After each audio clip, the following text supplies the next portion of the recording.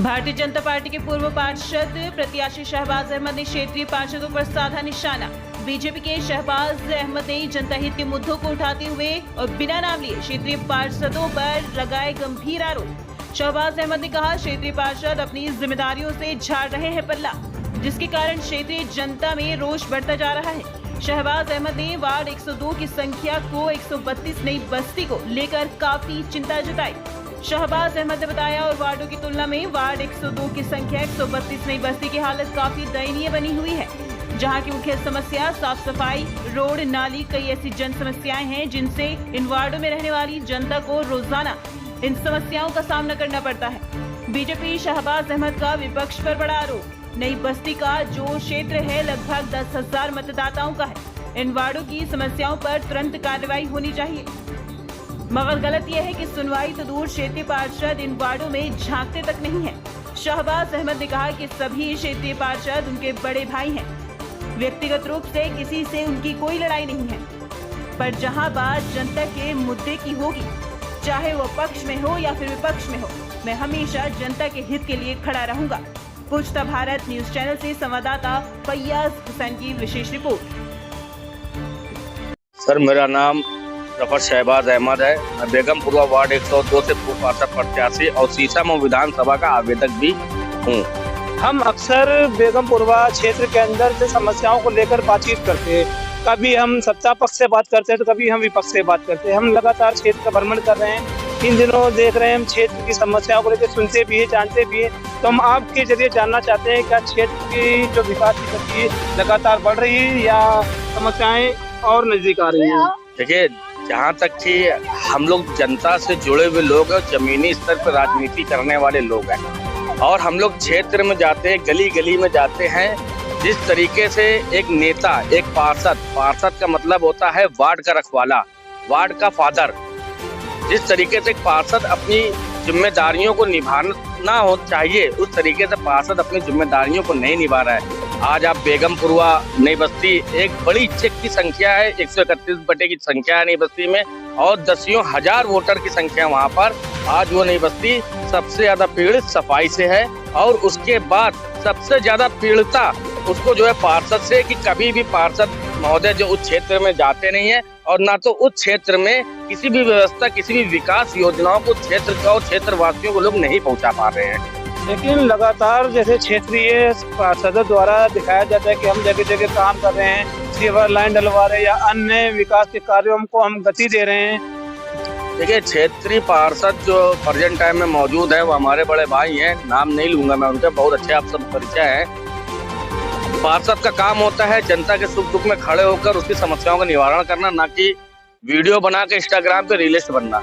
इतनी टाइम पार्षद महोदय जो है रील बनाकर रीलिस्ट बनना चाह रहे हैं, फेसबुक अकाउंटर बनना चाह रहे हैं, जनता की समस्याओं को दूर नहीं करना चाह रहे हैं। आपके चैनल के माध्यम से अभी कुछ दिन पहले की सूचना आई थी, वार्ड 102 और वार्ड 120 का जो हिस्सा आ रहा है, जो परसिमन ने बांटा जा चुका है, जो वार्ड 102 में भी आ रहा है, वो भी लोग फंसे हैं। वो उन पार्षद के पास जाते हैं, 105 वाला कहता मेरा वार्ड नहीं आता, 102 वाले कहते मेरा वार्ड नहीं आता।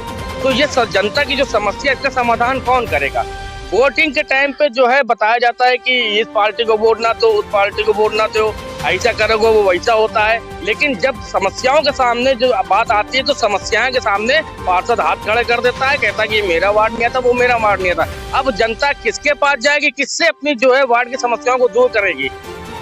लेकिन अक्सर हम लोग देखते हैं कि फोटो ग्रुपों में फोटो डलती की जगह जगह पार्कों में झूले लगाए जा रहे हैं, या सीवर लाइन अभी आप चाहे आप यहाँ रुक करें, आप कैसे वाली मस्जिद की तरफ सीवर लाइन डाली जा रही है। ये भी तो कहीं ना कहीं विकास ही है। इस पे लेकर क्या कहना चाहिए? मारफुल इस्लाम स्कूल के सामने आज से लगभग 1.5 साल 1 साल पूर्व जो है एक सड़क का निर्माण होता है, वो वार्ड 105 में आती है।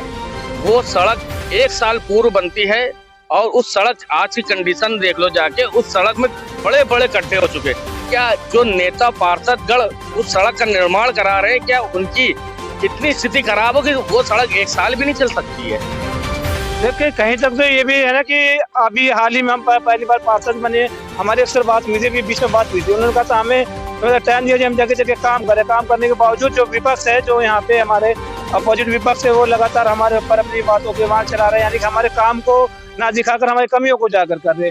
तो ये क्या कोई राजनीति का मामला तो नहीं चल रहा कि एक दूसरे ऊपर जो कटाक्ष किए जा रहे हैं? देखिए, जब किसी व्यक्ति के अंदर कमियां होती हैं तो उस कमियों को उजागर करना भी हम समझते ज्यादा अत्यंत आवश्यक है, क्योंकि जब हम उन कमियों को नहीं बताएंगे तो आपके अंदर कमियां क्या है ये आपको कैसे पता चलेगी। तो हमारा मानना ये है कि ये राजनीतिक नहीं है, हम बता रहे हैं कि आपके अंदर ये कमियां, इस कमियों को सुधार के लिए जनता को चाहिए।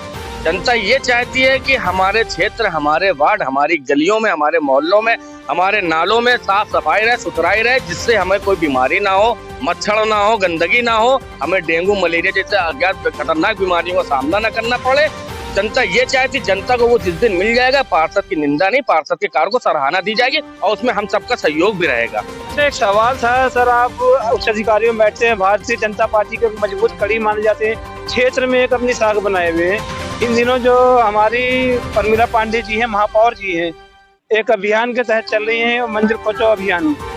तो क्या कुछ लगता है कि क्षेत्र के बारे में भी कुछ जानकारी आई थी कि इधर भी आने का उनका अंदेशा है? तो इस बारे में आपसे अच्छी जानकारी कोई हमें दे नहीं सकता है, क्या इधर का भी रुख है उनका? बिल्कुल बिल्कुल बिल्कुल, आपने बहुत अच्छी बात कही। मैं आपका धन्यवाद देता हूँ कि माननीय महापौर जी के विषय में आपने हमसे बात करी।